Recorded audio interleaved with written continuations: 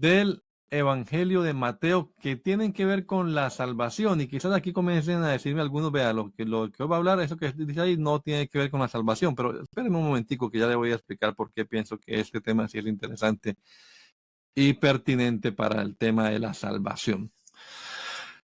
Después de lo que veíamos hace 8 días, que era la curación de un hombre paralítico que lo metieron por el techo de la casa, pero aparte de su curación física, la salvación de su alma cuando el Señor le dice tus pecados te son perdonados, viene este hermoso texto que vamos a mirar hoy. Y dice la palabra de Dios, pasando Jesús de allí, vio a un hombre llamado Mateo, que estaba sentado al banco de los tributos públicos, y le dijo, sígueme. Y se levantó y le siguió. Solo este versículo vamos a mirarlo detenidamente el día de hoy.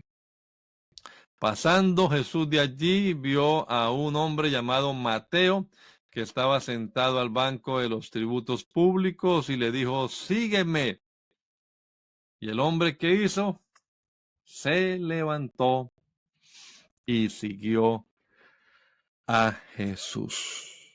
Vamos a pedir a Dios que nos hable a todos en esta mañana, muy particularmente a los amigos que aún no disfrutan, como usted y yo, mi hermano, de esta salvación que gratuitamente nos ha otorgado el Señor.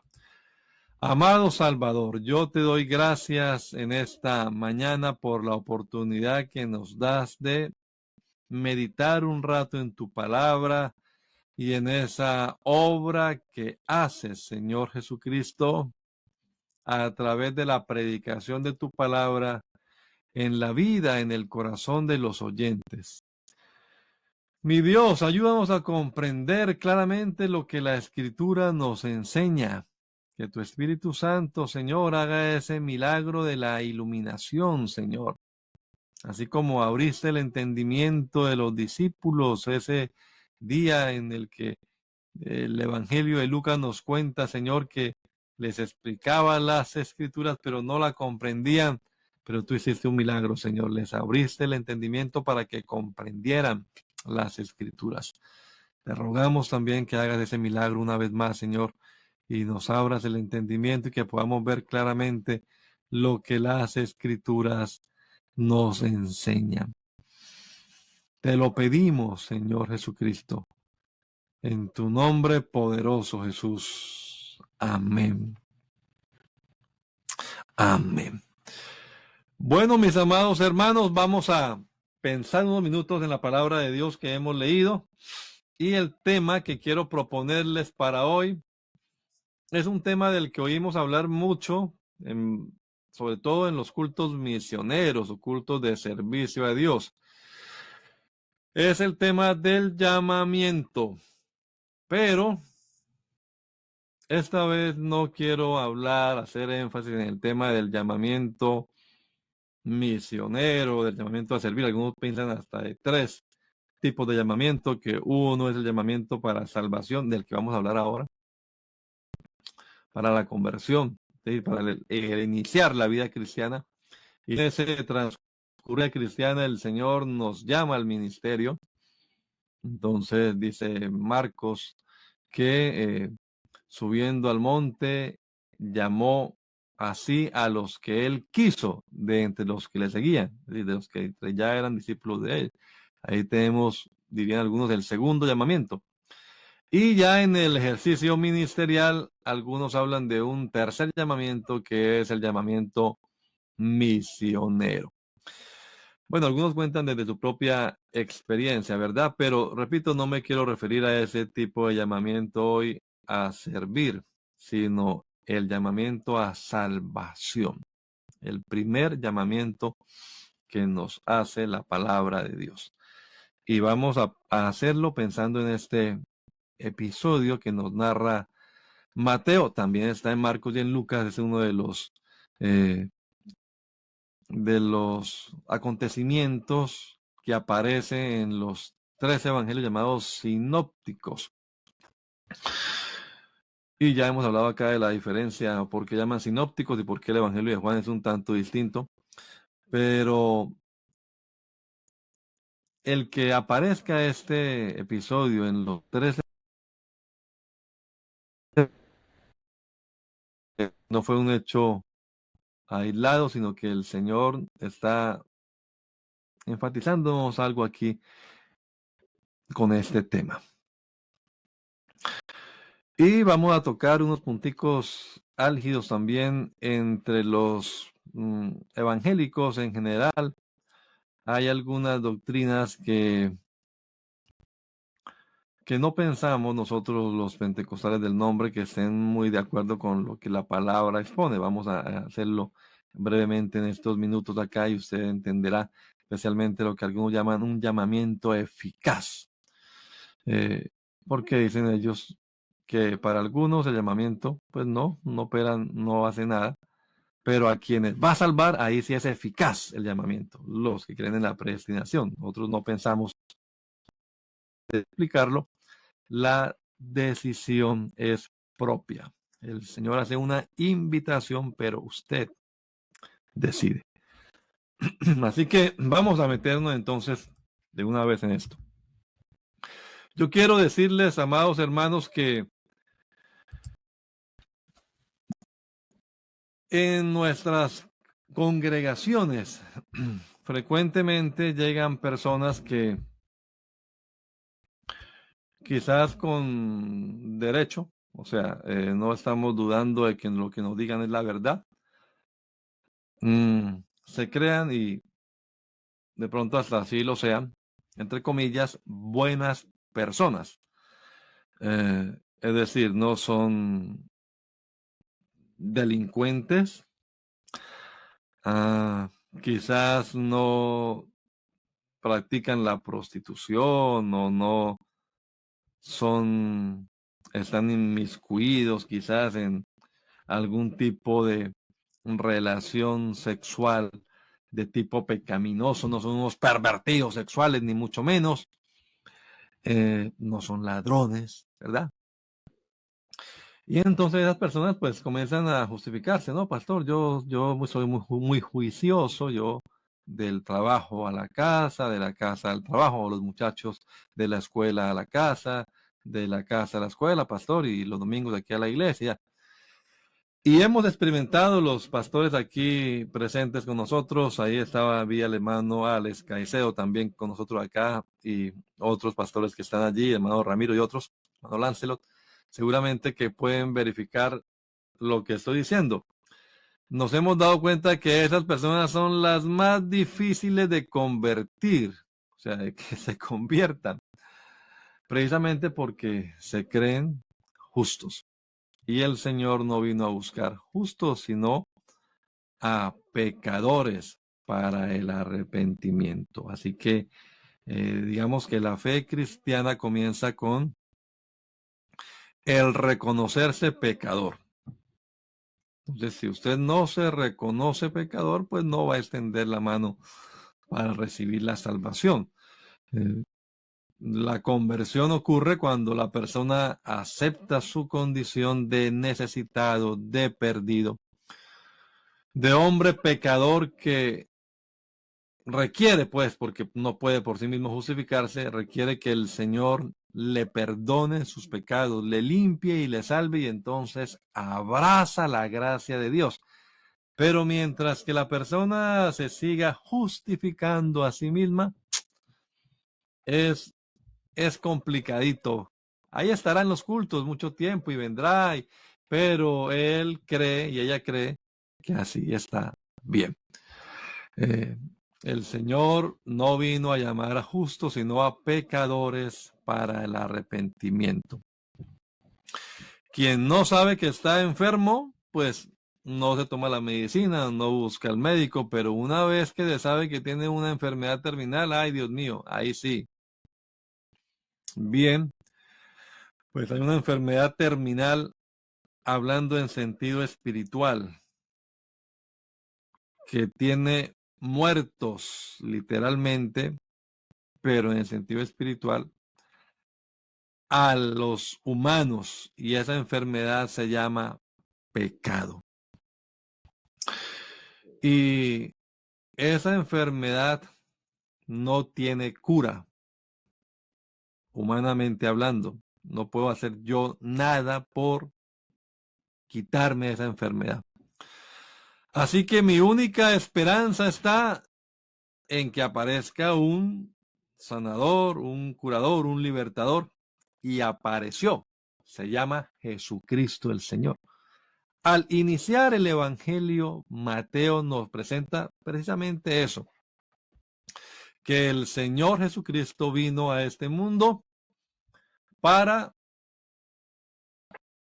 arreglar el problema del pecado. Se llamará su nombre Jesús, porque Él salvará a su pueblo de sus pecados. Hombre, hoy en día se habla de San Pedro y de San Pablo y muchos santos, ¿no?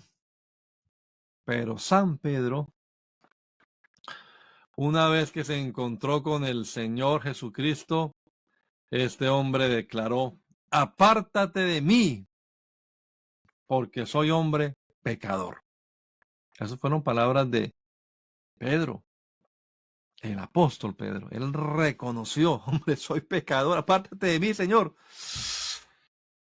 La santidad divina pone de relieve nuestra condición. Y Pablo, ¿qué decimos de Pablo? Pablo, escribiendo a Timoteo, dice: palabra fiel y digna de ser recibida por todos, que Cristo Jesús vino al mundo para salvar a los pecadores, de los cuales yo soy el primero. Así que lo primero que tenemos que hacer es reconocer nuestra condición pecaminosa si queremos alcanzar la salvación. Pero si se siguen justificando, de verdad, pues como a todos, un milagro de Dios, ¿verdad? Pero es más difícil que una persona que se cree y se denomina justa se convierta que alguien que llega desesperadamente, un ladrón, un delincuente, un hombre que acaba de matar a otro, pues hasta arrepentido, yo por qué hice esto, y esas personas, a menos que sea pues uno de esos que se deleitan, ¿no? Se deleitan en el pecado y no quieren cambiar porque se sienten muy súper malos y piensan que no hay Dios en este mundo.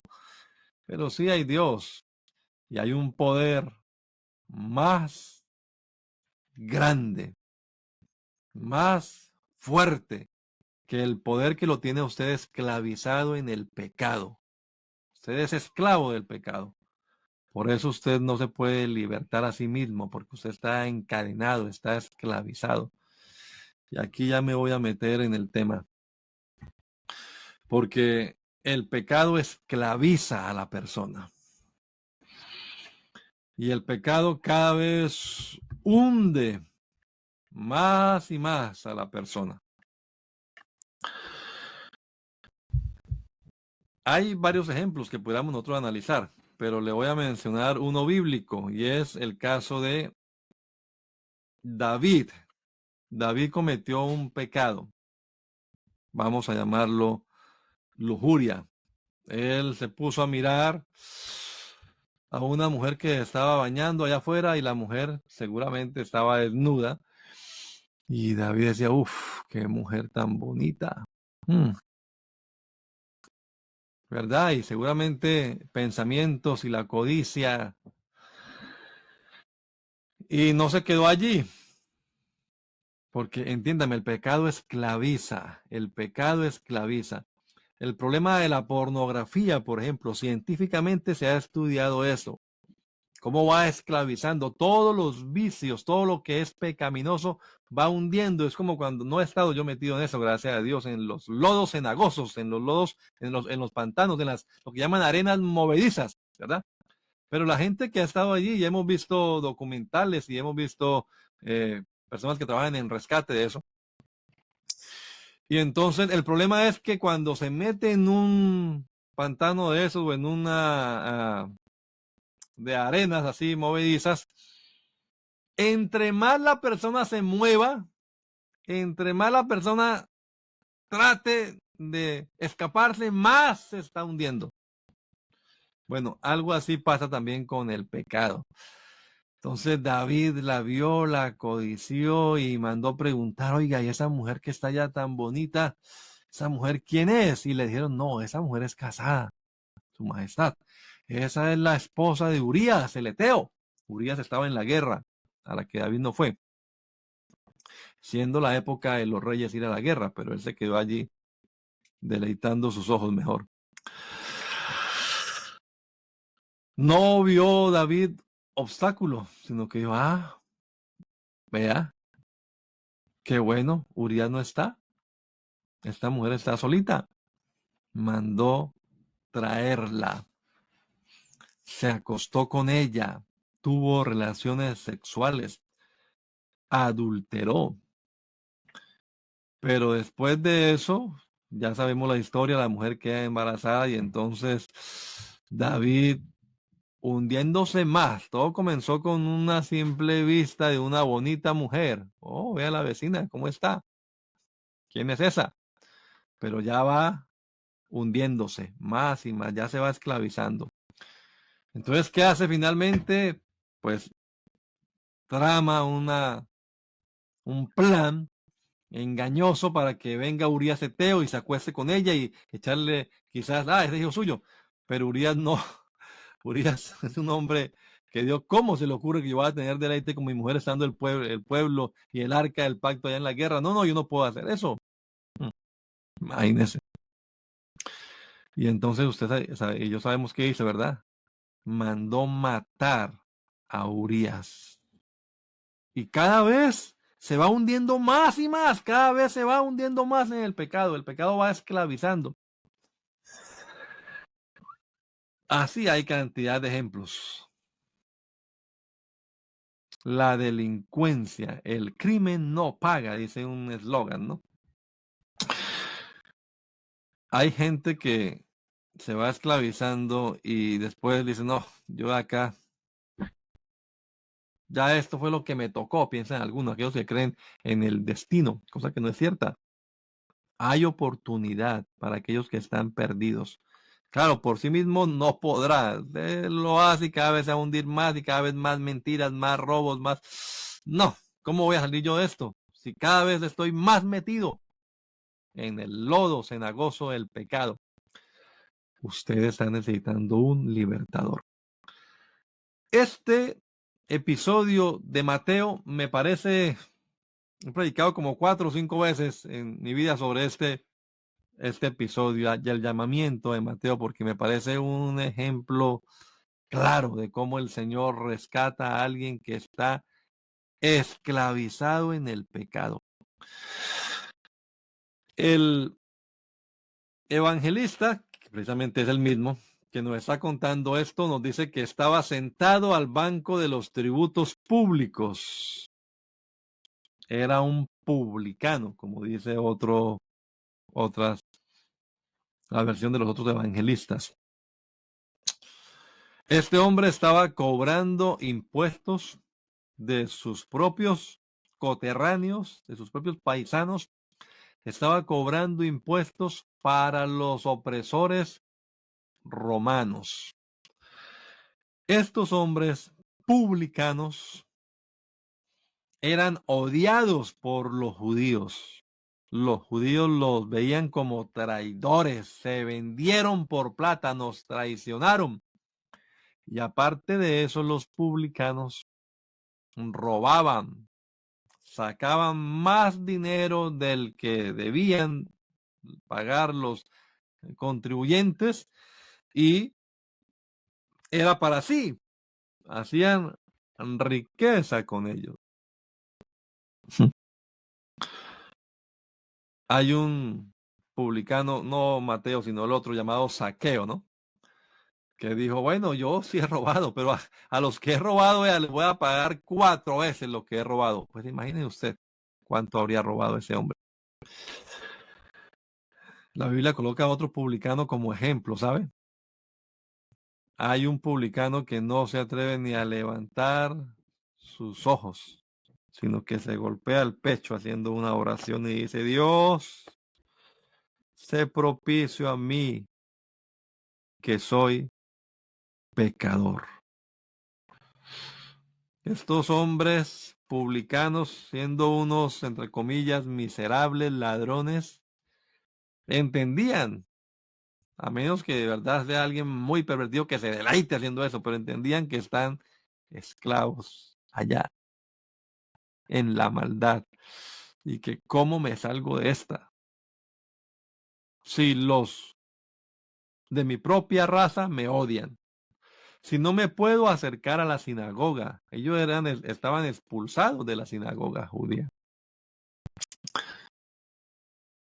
Además, por su relación con personas extranjeras para las que trabajaban además. Y además también, pues a otros extranjeros les cobraban los impuestos, no únicamente a los judíos. Así que se relacionaban con gentiles y eso los convertía entonces en ceremonialmente inmundos. O sea que no había ningún hombre santo, digámoslo así, para ellos, un maestro de la ley, un rabino, se iba a acercar a un miserable cobrador de impuestos, un publicano. Eso los convertía como, algunos dicen, parias sociales, ¿no? Parias de la sociedad. Ahí marginados, los marginados de la sociedad. Y entonces, pues su relación va a ser con los mismos delincuentes, los mismos de su calaña. Y habían bastanticos en la Palestina, en la tierra de Palestina en esta época. Algunos dicen que Palestina no existía en aquel entonces, en la tierra de Israel, para no herir susceptibilidades aquí, algunos, y que sigamos enfocados en lo que vamos a estar. Había muchos ladrones, muchos publicanos, y pues ahí están los de su calaña. Y los otros que se creían santos, no se relacionaban con ellos, no, con esa gente no me junto, como dice el comerciante no, el comediante, esa es la chusma allá y nosotros los santos aquí. Dios, yo te doy gracias que no soy como este miserable publicano ladrón. Eso decía uno. Y el otro, y repito, decía, no, yo soy un pecador, pero ¿cómo hago para salir de esta? Bueno, hermanos, estaba hace algún tiempo atrás viendo una serie, quizás ustedes también la hayan visto, una serie de televisión famosa aquí en los Estados Unidos y también creo que ya está en Latinoamérica, eh, eh, eh, que habla sobre los elegidos, ¿no? Y, y presentan a Mateo como un hombre inteligente, un hombre muy hábil para las matemáticas, muy diestro para llevar registros, pues ese era su trabajo, ¿no? Eh, y quizás, sí, había cobrado impuestos a esos pescadores, porque estaban en la misma ciudad, en la ciudad de Capernaum, ahí a las orillas del mar donde trabajaba Pedro, Andrés, Jacobo, Juan, quizás los conocía, quizás había visto también al Señor más de una oportunidad, pero este era un miserable ladrón.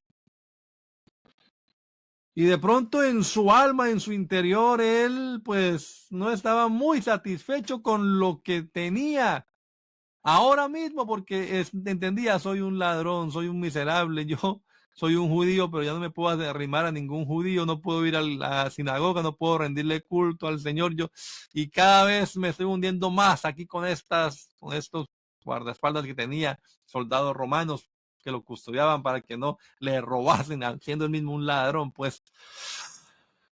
Pero hermanos, no importa qué tan hundido esté alguien y no importa que usted quizás delincuente, que sí, reconózcalo, lo es, diga, ya me tocó vivir esta vida, ya me tocó irme para el infierno. No, no le tocó eso.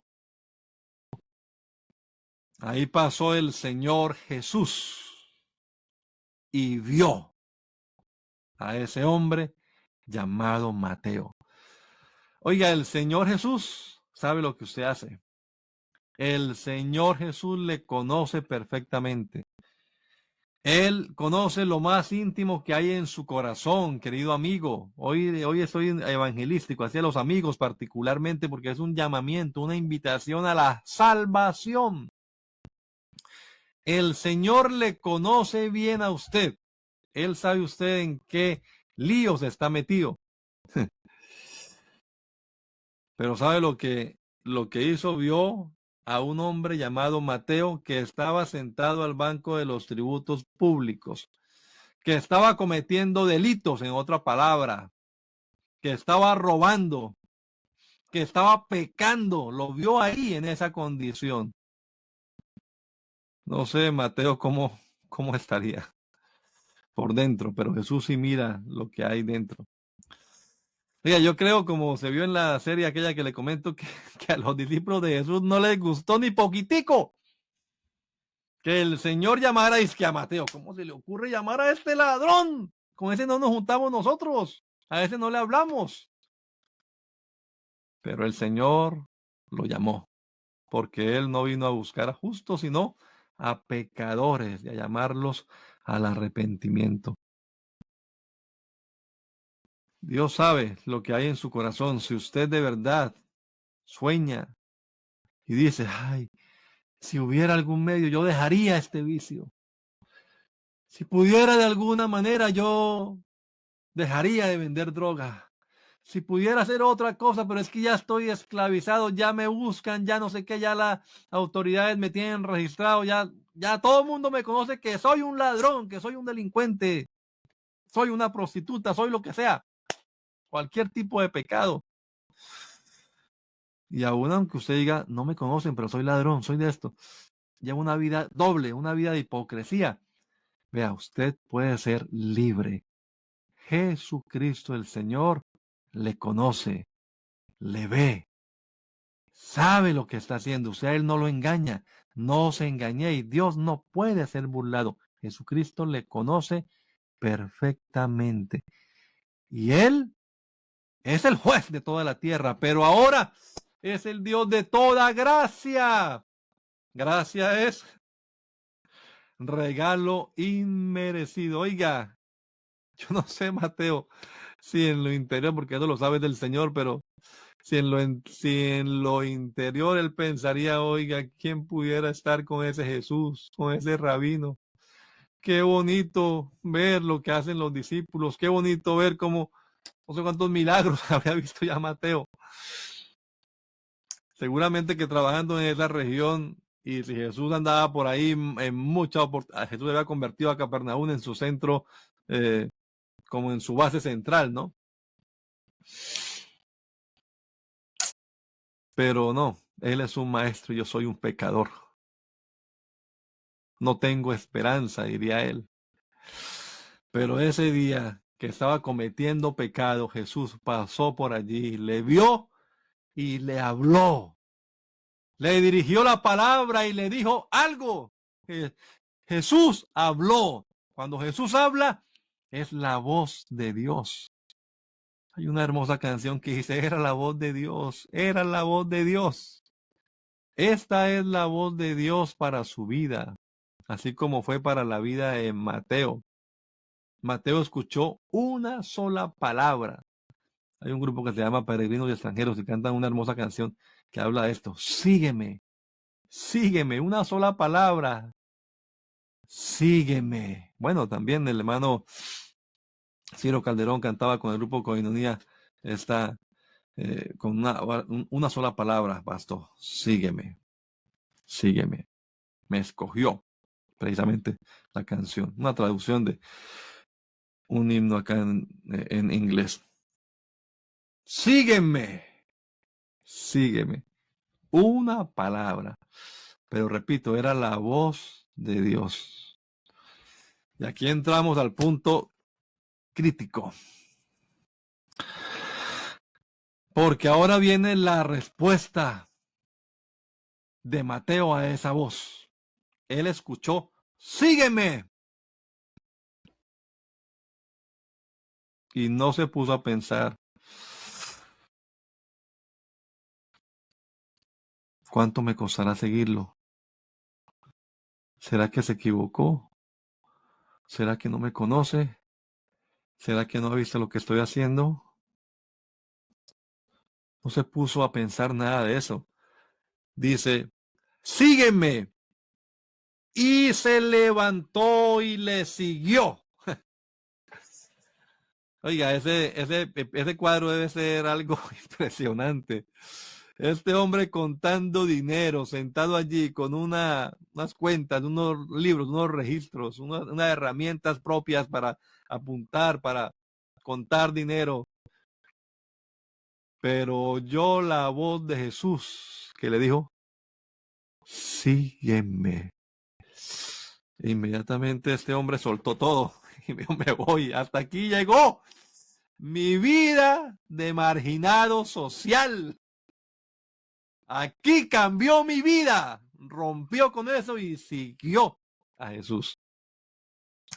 Quizás él había sido testigo, le digo, de lo que había hecho el Señor antes, cuando había también llamado a los pescadores, por ejemplo, que le dijo, bueno, dejen eso, síganme y los convertiré en pescadores de hombres. Ellos dejaron todo también y siguieron a Jesús.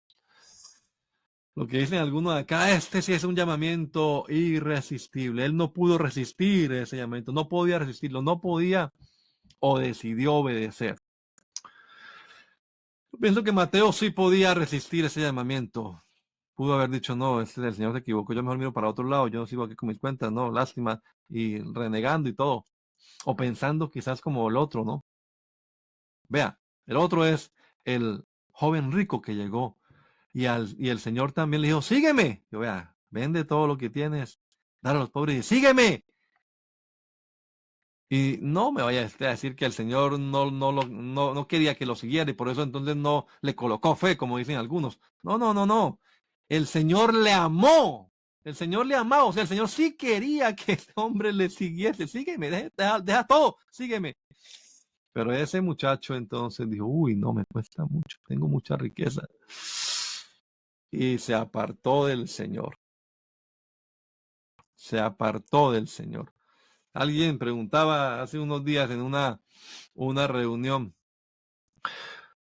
preguntaba así, cuando el Señor se le apareció a Saulo de Tarso, camino a Damasco, Pablo pudo haber resistido esa visión, esa vocación, ese llamamiento que le está dando el Señor. Y bueno, ahí estaba la discusión, pero alguien salió con el versículo y dijo, oiga, pero Pablo dice, no fui rebelde a la visión celestial. O sea que Pablo sí pudo haber optado por la rebeldía, por no aceptar la invitación, por rechazarla, pero él no fue rebelde a la visión celestial. Mateo no fue rebelde a este llamamiento. ¡Sígueme! Oiga, dicen que este país, Estados Unidos, es el país de las oportunidades. Y en el país de las oportunidades, pues hay que estar atento, hay que estar pendiente, porque la oportunidad se va a presentar. Pero cuando se presente, que no nos encuentre durmiendo, que no nos encuentre distraídos, porque las oportunidades pasan y ya no vuelven. Usted no puede devolver el tiempo atrás. Estimado amigo, usted que es un pecador, usted que es un delincuente, usted que se considera y quizás lo sea lo peor de la sociedad, hay oportunidad para usted. Esta es su oportunidad. La oportunidad no viene de parte del gobierno, ni republicano, ni demócrata. La oportunidad viene de parte de Jesucristo. Escucha la voz de Dios que te dice, sígueme. Deja de practicar el mal. Deje el impío su camino, el hombre inicuo sus pensamientos y vuélvase a Jehová, el cual tendrá de él misericordia, y al Dios nuestro, el cual es amplio en perdonar. ¿Cuántos pecados habrá cometido Mateo a estas alturas de la vida? ¿Cuánta plata habrá robado? ¿Cuánta gente lo querrá muerto? Pero él escuchó la voz de Dios, sígueme. Y no fue rebelde a esa voz. Se levantó, dejó todo tirado y siguió al maestro. Yo le invito, estimado amigo, escuche la voz de Dios y déjelo todo. Siga a Jesús. Muchos lo hemos hecho. y no nos pesa. Es la mejor decisión que hemos tomado. Jesucristo es el libertador. Jesucristo es el sanador. Jesucristo nos perdona los pecados. Jesucristo nos recibe con los brazos abiertos. Yo les digo, yo no sé cómo estarían los demás discípulos de Jesús, pero yo sí sé que Jesús recibió con los brazos extendidos a ese delincuente llamado Mateo. Qué obra poderosa es el Señor Jesucristo, el Señor. Bendito Dios y Padre Celestial, yo quiero darte gracias, Señor Jesucristo, por tu bondad, por tu misericordia, Señor, por tu amor. Porque sin ser nosotros los mejores, ni merecer de parte tuya nada, Señor, te plació brindarnos esta oportunidad de salvación, mi Dios. Y aquí estamos para dar testimonio de tu poder, de tu grandeza, de la obra transformadora que has hecho en cada uno de nosotros, Señor. Cada uno de los hermanos y yo mismo podemos dar testimonio como Mateo, Señor, de que uno era nuestro pasado y quizás otro pudo haber sido nuestro futuro, pero escuchamos tu voz, Señor. Escuchamos, Señor, esa invitación y por tu gracia, por tu bondad estamos aquí hoy, Señor, disfrutando de esta salvación tan grande, no por méritos humanos, no por merecimiento propio, sino únicamente por tu bondad, Señor, que una vez más se manifieste esa gracia a favor de los amigos que nos han escuchado en esta hora, Señor, aquellos que se reconocen a sí mismos como pecadores, como gente malvada, como gente esclava del pecado, pero soñando y anhelando una nueva vida, que escuchen este llamado de parte tuya, Señor Jesucristo, y lo acepten, lo obedezcan. Yo te lo ruego, Señor. Obra poderosamente en ellos. En el nombre poderoso de Jesús. Amén. Amén. No hay demonio, no hay diablo, no hay tinieblas, por densas que sean, que puedan impedir que la luz del Evangelio llegue a su vida y que el poder del Señor se manifieste en su ser. Solamente su decisión. Usted tiene que decidir si escucha y obedece la voz de Dios o sigue siendo rebelde a su llamamiento. Pero yo le invito a que le obedezca a él. Dijo un hermano, usted y Dios son mayoría. El diablo y todos sus demonios podrán oponerse, pero si usted escucha la voz de Dios, ni el diablo con todos sus secuaces podrán impedir que la obra de Dios se manifieste en la vida suya para salvación. Que Dios les bendiga, amados hermanos, amigos. Les esperamos este fin de semana en nuestras congregaciones. Recuerde, congréguese, cerca suyo hay un lugar de predicación donde se invoca este nombre poderoso de Jesucristo el Salvador. Acérquese, aquí en Poughkeepsie estamos en la 691 Main Street. Ahí le esperamos el domingo, después de las 9 de la mañana. Tenemos una charla para familia. A las 10 les esperamos orando todos, clamando a Dios, preparándonos para a las 11 en punto empezar nuestro servicio dominical. Que la gracia del Señor Jesucristo sea con cada uno de ustedes, mis amados hermanos. Gracia y paz. Recuerde, Cristo viene pronto. Maranata.